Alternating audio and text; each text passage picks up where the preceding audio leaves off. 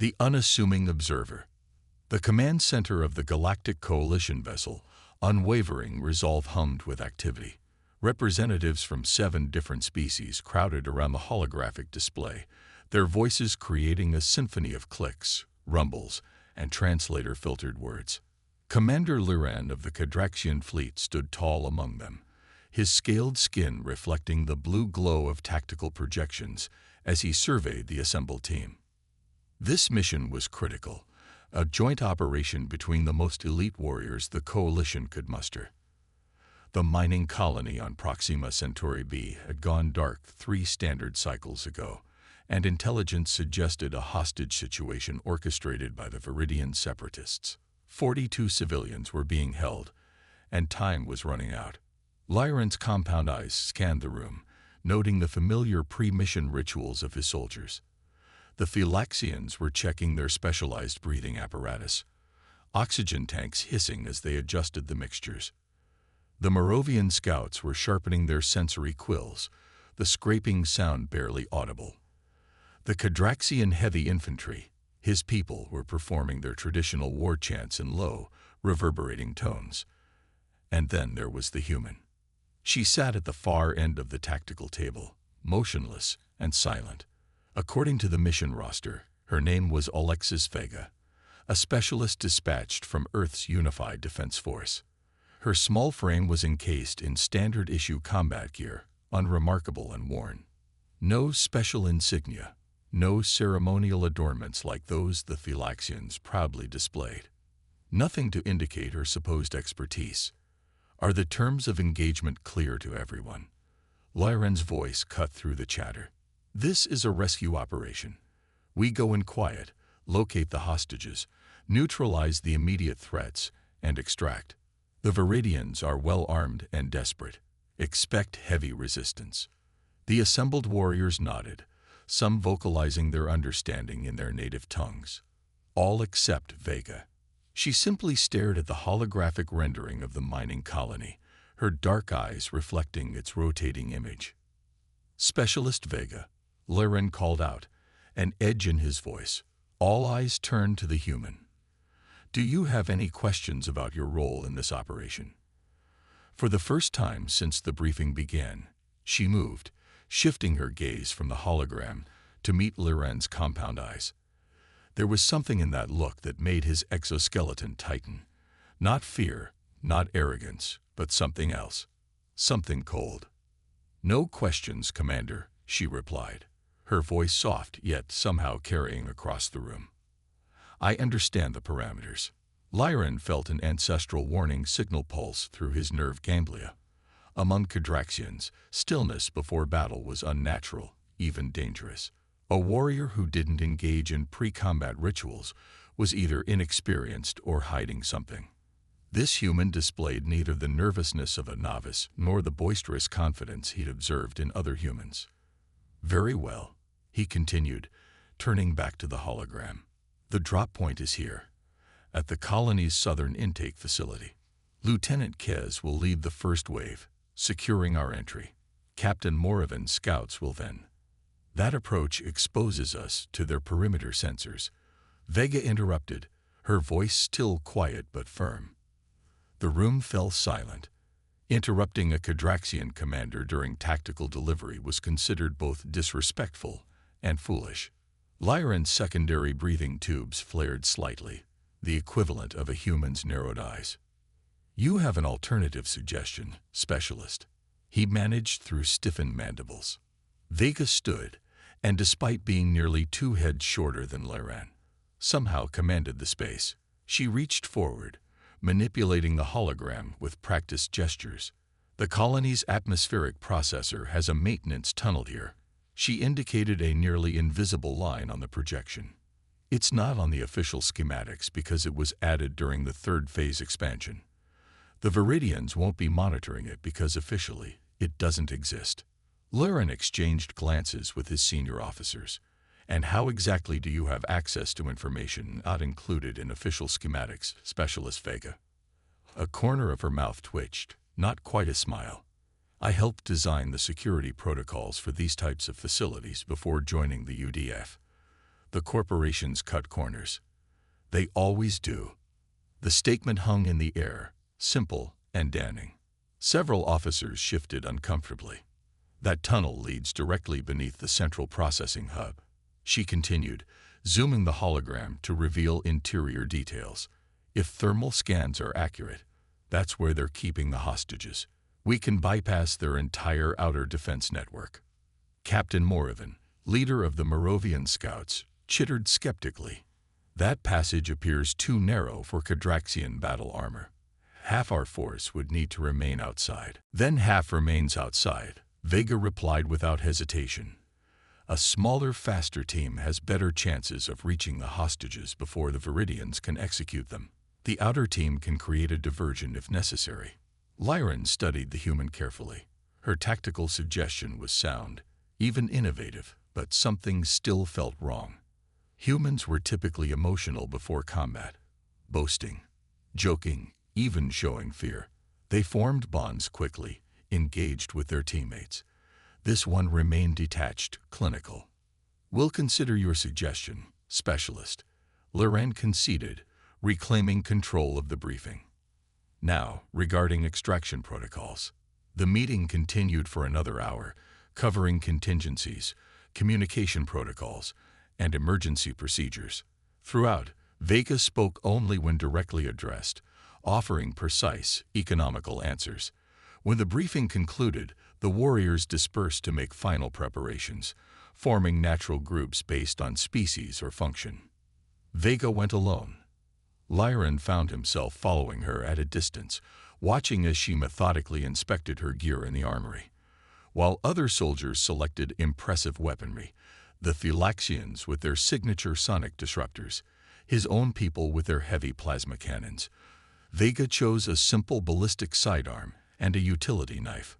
Primitive tools by Coalition standards. Commander, his second in command, Trez, approached with mandibles tight in the expression of concern. A word about the human. Lyran moved slightly aside, though he kept Vega in his peripheral vision. Speak. I've reviewed her service record, Trez said, lowering his voice. It's inconsistent. Large gaps. Missions with all details redacted. And her psychological profile. He trailed off. What about it? Lyran pressed. It doesn't exist. Trez replied. At least, not in any format our systems can access. That's highly irregular for Coalition operations personnel. Lyran's inner membranes pulsed with discomfort. Could it be a simple administrative error? Humans are relatively new to the Coalition. Possible, Trez admitted, but unlikely. Every other human operative in our database has complete records. This one is different. Across the armory, Vega had finished her preparations. Her movements were precise, economical, nothing wasted. As she secured her final equipment check, she looked up, somehow sensing their attention. Their eyes met across the room, and Lyran felt that same ancestral warning crawl along his spine. Keep her close during the operation, Lyran decided. I want to know what she does, where she goes. If she deviates from the mission parameters in any way, restrain her. Understood, Commander, Trez acknowledged. And if she resists? Lyran watched as Vega left the armory, her footsteps nearly silent against the metal flooring. Then we'll finally see what's behind that stillness. The dropships hummed on the launch deck, their engines warming for atmospheric entry. Lyran moved among his troops, offering final words of encouragement, a crucial ritual for maintaining morale before combat. When he reached the ship assigned to Vega and the infiltration team, he found the human sitting apart from the others, eyes closed, breathing slow and measured. Specialist Vega, he addressed her. A moment. Her eyes opened immediately, not startled, not groggy, as if she hadn't been resting at all.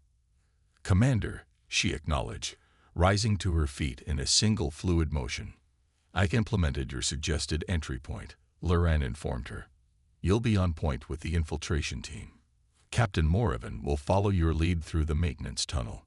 If she felt any pride or satisfaction at having her strategy adopted, she showed no sign. She simply nodded once. Understood. I must know, Luren pressed, lowering his voice. What makes a human specialist so valuable to this operation that Central Command insisted on your inclusion?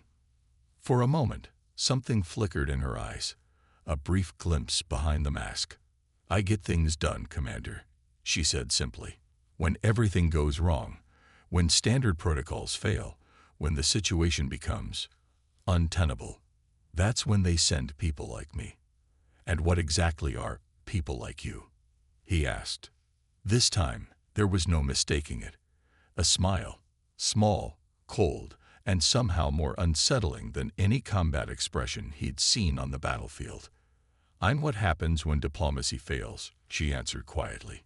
Before Lyran could respond, the launch klaxon sounded. Troops rushed to their assigned vessels, final systems checks underway. The moment had passed. As he returned to his own dropship, Lyran couldn't shake the impression that he'd just been given a warning.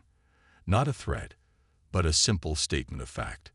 His ancestors' voices whispered caution in his mind. The first red flag had been raised, but it was too late to change course now. The dropships launched in perfect formation, streaking toward the rust-colored atmosphere of Proxima Centauri b.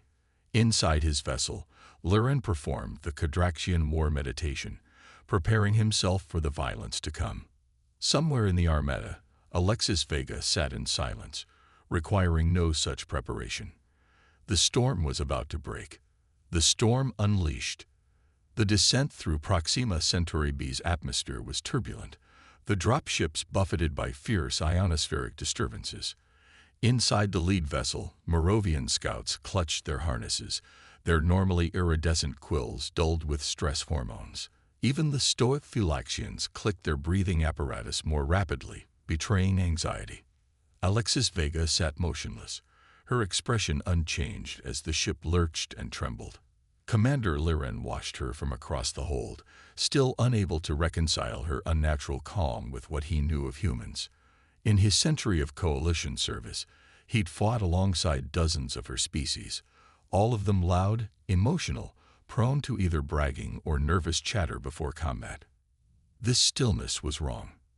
Approaching drop zone, the pilot's voice crackled through the comm.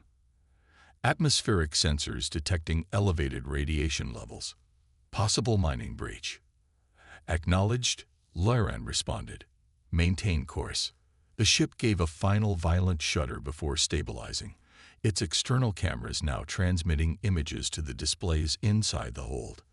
The mining colony came into view, a sprawling complex of industrial structures built into the rusty landscape, illuminated by the dim red light of Proxima Centauri. No visible defensive positions, Captain Moravan observed, his sensory quills extended. No movement on the perimeter. That doesn't make sense, one of the Phylaxian soldiers rumbled. Intelligence reported at least 30 Viridian separatists. They should have sentries, defensive emplacements. Lyran turned to Vega, expecting her to offer some insight. She was studying the displays with narrowed eyes. It's too easy, she said simply. The words had barely left her mouth when alarms blared throughout the ship. The pilot's voice came through, tight with tension. Multiple surface-to-air weapons active. Taking evasive action. The ship veered sharply, throwing soldiers against their restraints. Through the displays, they watched as brilliant energy beams lanced upward from concealed positions around the colony. One of the trailing dropships erupted in flames, spinning out of control before crashing into the rocky terrain below. They've upgraded their weaponry, Lyran growled. Those aren't Viridian arms. Those are Krell military-grade particle cannons. The intelligence was wrong, Trez concluded grimly. This isn't just a separatist cell. Vega unstrapped herself from her harness in one fluid motion, moving to the tactical display while somehow maintaining her balance despite the ship's violent maneuvers. Put me through to all vessels, she commanded with such natural authority that the communications officer complied before looking to Lyran for approval. All teams, adjust to Protocol Sigma, she said calmly into the comm. Abort standard approach. Repeat, abort standard approach. Scatter pattern, terrain hug, and go dark. Rally at coordinates on transmitting now. She rapidly entered a series of numbers into the system, coordinates that weren't part of their original mission plan. Lyran moved beside her, mandibles clicking in agitation. Specialist, you are overstepping. With respect, Commander, she cut him off, her voice still quiet but carrying an edge that silenced him. If we continue with the original plan, we'll lose half our force before we touch ground. These aren't Viridian separatists with mining explosives. We're facing Krell military hardware, which means either this is a much bigger operation than we thought, or someone sold your intelligence to the highest bidder. The accusation hung in the air, dangerous and divisive. Before Lyran could respond, another explosion rocked the ship as a near-miss superheated the hull plating. Take us down, Lyran ordered the pilot, his compound eyes fixed on Vega. Follow the specialist's coordinates. The dropship dove sharply, its engine screaming as it descended at a dangerous angle. The other surviving vessels followed suit, scattering in different directions, but all aiming for the rough terrain several kilometers from the colony proper. The maintenance tunnel, Captain Morven began, is compromised. Vega finished for him. If they have Krell weapons, they have Krell scanning tech. They'll know about the tunnel. The ship slammed into the surface, skidding across rocky ground before coming to a halt in the shadow of a jagged ridge. Emergency lighting bathed the hold in red as systems rebooted after the hard landing. 3 ships down, the communications officer reported. 4 made it to the rally point. Casualties, Lyran demanded. 28 confirmed dead, 14 injured but mobile. Half their force, gone before the mission had truly begun. Lyran felt the weight of command pressing down on his exoskeleton. He turned to Vega, who was already checking her gear, that same methodical efficiency in every movement. What now, Specialist? He asked, the question both a challenge and a concession. Now we adapt, she replied, securing her sidearm. The mission parameters haven't changed. There are still hostages who need extraction. With half our force, Trez interjected incredulously, against Krell weaponry. Numbers and weaponry are factors, Vega acknowledged, not determinants. She moved to the dropship's exit ramp, hitting the manual release. As it lowered, the harsh, coppery air of Proxima Centauri B flooded in. Vega turned back to the assembled warriors, and for the first time, Lyran saw something like emotion cross her face. Not fear, not doubt, but focus so intense it seemed to radiate from her. Commander, she said, I recommend you establish a defensive position here with your heavy units. Captain Morven, I need your 6 best scouts. We're going to reconnoiter the actual situation, then infiltrate through the facility's water reclamation system. Water reclamation? Morven's translator struggled to convey his skepticism. That's not on any schematic either. Every closed system colony has one, Vega stated with absolute certainty. And it's always the least defended because it's the most toxic. No one expects an attack through irradiated waste processing. Lyran studied her for a long moment, then turned to his troops. Defensive positions, as the specialist suggested. Captain Morven, select your team. Trez, you're with me. Then to Vega. And you will have Cadraxian supervision. I'm coming with you. She didn't argue, simply nodded once and stepped out onto the rust-colored landscape. The next hour was a blur of careful movement across the rocky terrain, using natural formations for cover as they approached the colony's outer perimeter. Morven's scouts ranged ahead, their camouflaged forms nearly invisible against the rusty backdrop. Lyran stayed close to Vega, watching her navigate the alien environment with surprising ease. They crested a ridge that overlooked the colony from the western approach.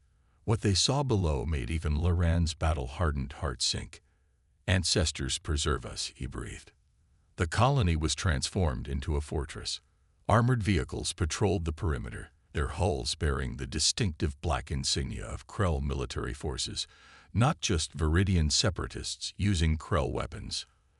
Automated defense turrets tracked invisible targets in the sky, and moving among them were figures that couldn't possibly be there. Tall, spindly forms with too many joints. HFY mercenaries. Trez identified them, his voice tight with disbelief. Working with Krell forces. Impossible, one of the Moravian scouts chittered. HFY and Krell have been blood enemies for generations. Vega observed the scene dispassionately, as if cataloging data. Unless they found common cause, she murmured. Against the coalition. Liran questioned. This is more than a hostage situation. This is the beginning of something bigger. Vega completed his thought. She turned to him, her eyes clear and focused. Commander, your mission parameters may have just expanded considerably. Those aren't just mining colony hostages down there. This is a staging area for something else. Liran felt his ancestral warning signals flaring stronger than ever. This human knew too much, understood too quickly. Yet in this moment, her insights might be their only advantage. What do you suggest? He asked. We still go in through water reclamation, she replied without hesitation. But our primary objective changes. We need intelligence.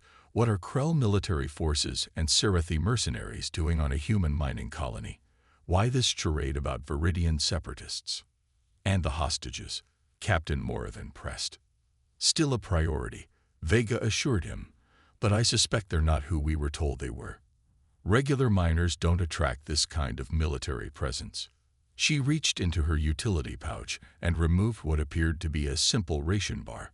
Working it with her fingers, she reshaped it into a crude approximation of the colony layout, then pointed to the southeastern quadrant. Water reclamation will be here, below the main processing plant. Minimal security, caustic environment. We infiltrate in teams of 2, locate the actual holding area, assess the situation, then call in the rest of our forces if extraction is viable. Liran nodded slowly. And if extraction isn't viable? For the first time, Vega smiled, a small, cold expression that made his exoskeleton tighten involuntarily. Then we ensure whatever they're planning fails, she said simply. By any means necessary. The implication hung in the air between them. Liran had never met a human who spoke so calmly of what might amount to a suicide mission. Yet he sensed no bravado in her words, only cold calculation. They made their approach as Proxima Centauri dipped below the horizon, casting the landscape into deep crimson twilight. The colony's external lights created pools of harsh illumination amid growing shadows. Perfect conditions for infiltration, if not for the advanced sensing equipment the Krell undoubtedly employed. Vega led them to an unremarkable maintenance hatch half buried in reddish soil behind the main processing plant. Just as she predicted, it was unguarded. The access panel beside it was inactive. Dead system? Trez questioned. Vega shook her head. Separate grid. Colony designers keep waste processing on isolated systems in case of contamination. She reached into another pouch and removed a small device, pressing it against the panel. Lights flickered across its surface, and the hatch released with a soft hiss. The smell that wafted out was noxious, a combination of chemicals and organic waste that made the Moravians' sensory quills flatten against their bodies. Vega seemed unaffected, ducking into the opening without hesitation. The tunnel beyond was narrow and poorly lit, the walls slick with condensation. They moved in single file, Vega leading, Liran directly behind her. The sounds of the colony's machinery grew louder as they progressed deeper. Pumps, filtration systems, the constant drone of industrial processes. Hold, Vega whispered suddenly, raising her fist in the universal sign for stop. Ahead, the tunnel opened into a larger chamber, where several conduits converged. A single figure stood at a control panel, its back to them. The distinctive multi-segmented form of a HFY mercenary. Before Liran could formulate a plan, Vega was moving. She flowed forward like water, making no sound as she closed the distance. The HFY began to turn, sensing something, but it was already too late. Vega's utility knife found the precise juncture between the mercenaries' armored plates at the base of its central nervous cluster. It collapsed without a sound, caught by Vega before it could clatter to the floor. Lyran stared, mandibles slack with shock. Few beings in the galaxy could take down a Serathi mercenary in close combat. Their reflexes were legendary, their exoskeletons nearly impenetrable. Yet Vega had neutralized it with a single, precisely placed strike. She lowered the body gently, then gestured for them to follow as she accessed the control panel the Serathi had been monitoring. "Security feeds," she murmured, manipulating the controls with practiced ease. "Let's see what we're really dealing with." The screens flickered to life, showing various sections of the colony. Most displayed normal industrial operations, but one feed caught their attention immediately. A large chamber filled with humans in laboratory attire, working at advanced equipment under the watchful eyes of armed Krell soldiers. "Those aren't miners," Moravin observed. "Those are scientists. Terran quantum dynamics researchers." Vega identified them, her voice taking on a new edge. "They were reported lost when their research vessel disappeared 3 months ago in the Sirius corridor. Everyone assumed it was a navigation error. What would the Krell want with human quantum researchers?" Trez wondered. "Nothing good," Vega replied grimly. "TQD specializes in dimensional phasing technology, theoretical applications for moving matter between spatial dimensions. If they've made a breakthrough." "And the Serathi involvement?" Lyran pressed.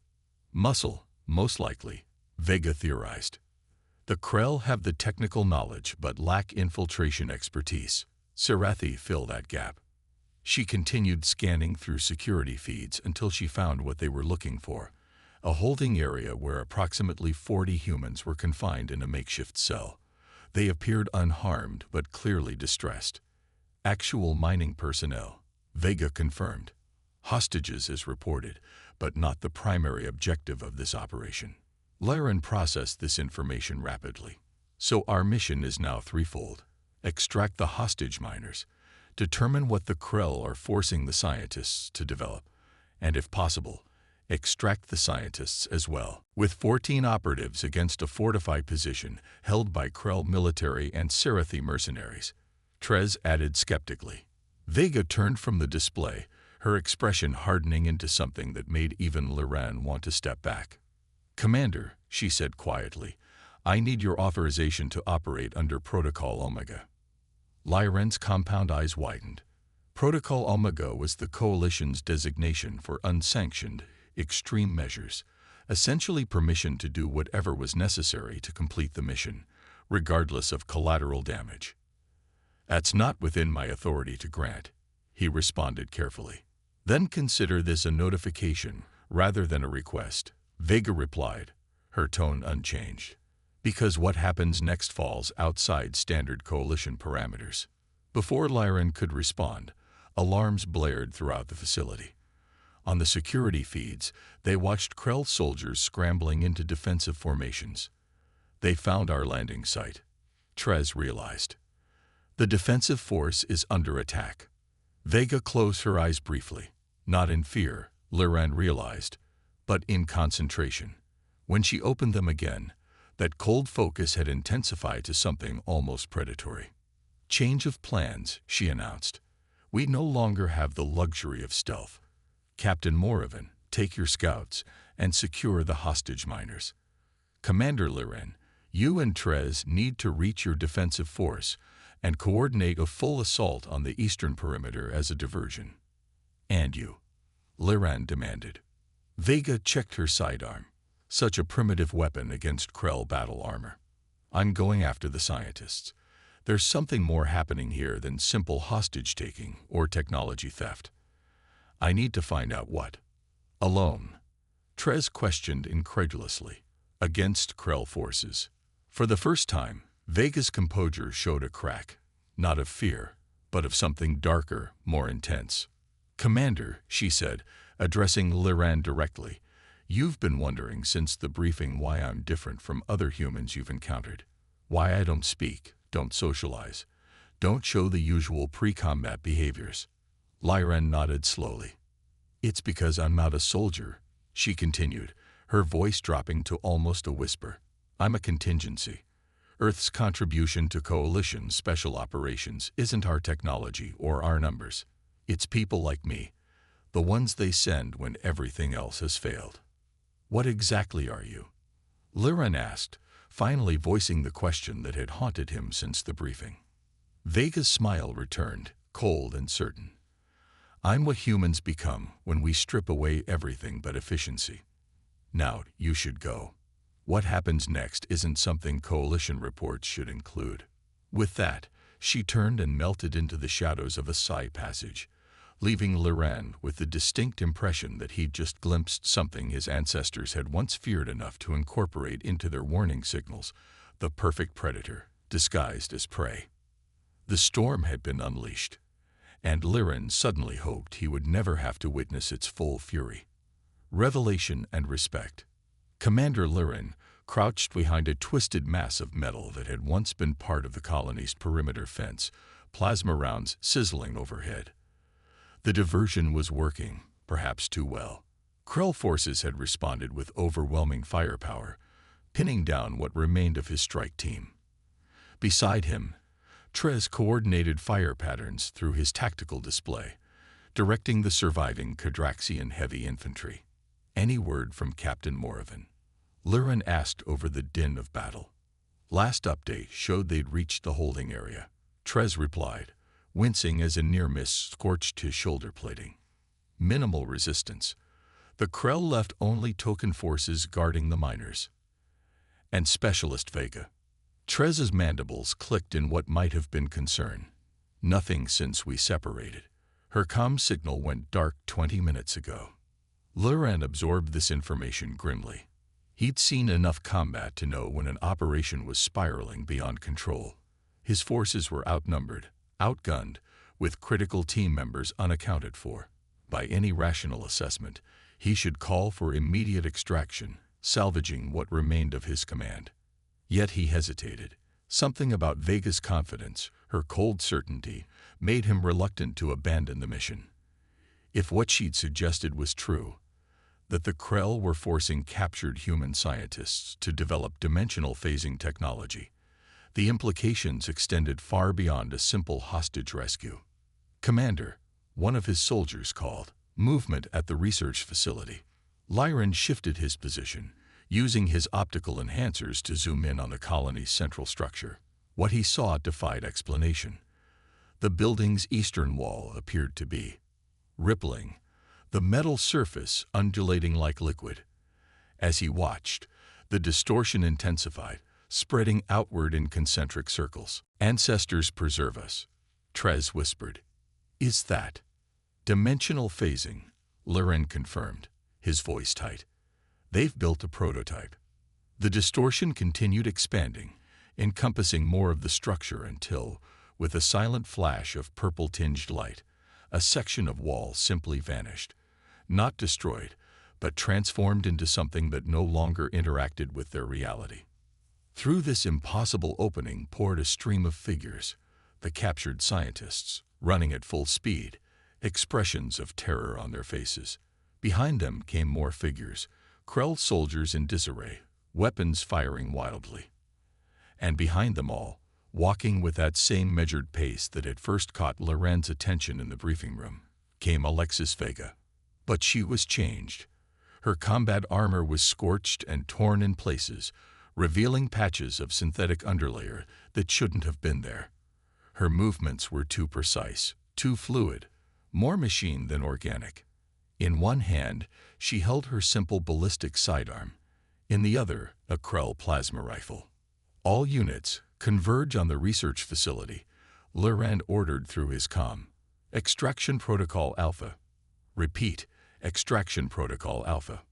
His soldiers responded immediately, shifting their suppressive fire to create a corridor for the fleeing scientists. Through his enhancers, Lyran watched as Vega methodically eliminated any Krell that came too close to the escapees, each shot finding a fatal weakness in their armor with impossible accuracy. "Commander," Trez's voice cut through his focus. "We have another problem." Lyran turned to follow his second's gaze. Approaching from the colony's northern quadrant was a phalanx of Serathi mercenaries, their distinctive pronged weapons charged and ready. They were moving to cut off the escape route. "We can't hold against both forces," Trez assessed grimly. "Not with our current numbers." Lyran made his decision. "Fall back to the extraction point with the civilians. I'll delay the Serathi." "Commander, that's..." "An order, Trez." Lyran cut him off. "Get those scientists and miners to safety. Whatever they've been forced to build cannot fall into Krell hands." Trez hesitated, then pressed his right claw to his chest plate in the Cadraxian salute of respect. "It has been an honor, Commander." As Trez coordinated the retreat, Lyran moved forward, positioning himself at a natural choke point where the Serathi would have to pass.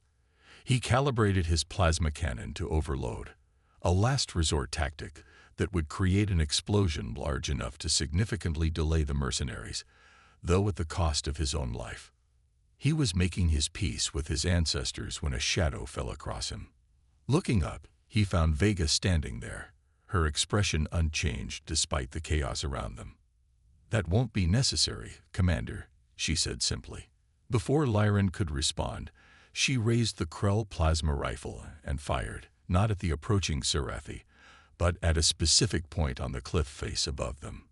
The precision shot triggered a cascading rock slide, sending tons of Proxima Centauri's rusty soil and stone crashing down, completely blocking the path. "That will hold them for approximately 17 minutes, Vega stated.